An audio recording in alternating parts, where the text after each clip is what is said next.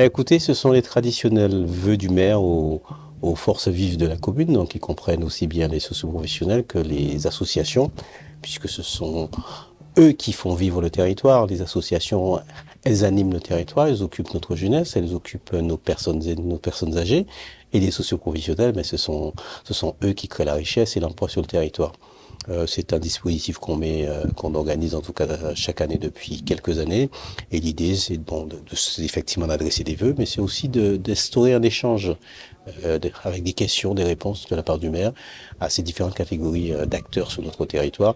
Et avec tout cela dans la convivialité, et ça se passe très bien. Et j'apprécie, enfin tout le monde apprécie, puisque ils ont la possibilité d'avoir des réponses à leurs préoccupations en direct avec le maire.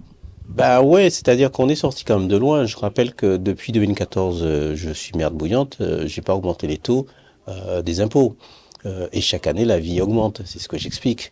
Et par conséquent, j'ai fait ce choix-là. C'était pas d'ailleurs une promesse de campagne, ce n'était pas un engagement de ne pas augmenter les impôts. Mais en tout cas, je suis conscient qu'on est sur un territoire fragile et par conséquent, je fais tout ce qu'il faut, tout ce que je peux pour ne pas avoir augmenté les impôts. Et donc, par conséquent, ça veut dire qu'il y a des investissements mais qui prennent du temps, parce qu'aujourd'hui, les investissements qui sont réalisés sur le territoire de la ville de Bouillante, ce sont des investissements qui sont financés par la région, qui sont financés par l'État, qui sont financés par l'Europe, qui sont accompagnés par le département.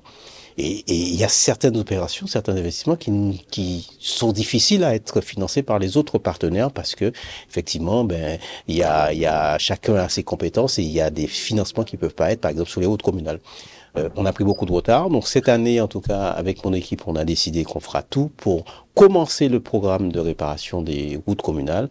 Donc on va commencer avec la route de la Glacière et on va poursuivre jusqu'à la fin de la mandature, en sachant qu'on a quand même près de 5 à 6 millions d'euros de routes en termes d'investissement et de réparation à faire. Oui, il s'agit de continuer à dynamiser le territoire sur le plan touristique. J'ai eu l'occasion de dire, on va mener une expérimentation pour qu'on ait un bateau qui parte de Bouillante pour aller vers Terre de Bas et ensuite Terre de Haut.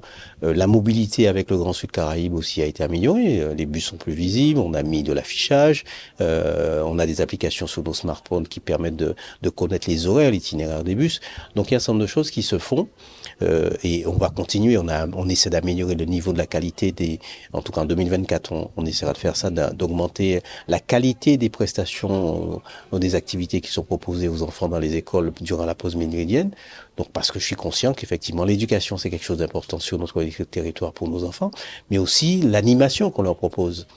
Et donc c'est en ce sens que toutes ces améliorations seront portées en 2024. Bah écoutez, j'ai eu l'occasion d'adresser mes vœux en envoyant une carte à ma population, mais à nouveau, je souhaite à chacun, chacune d'entre nous une belle année. En tout cas, je souhaite que 2024 soit bien meilleur que l'a été 2023.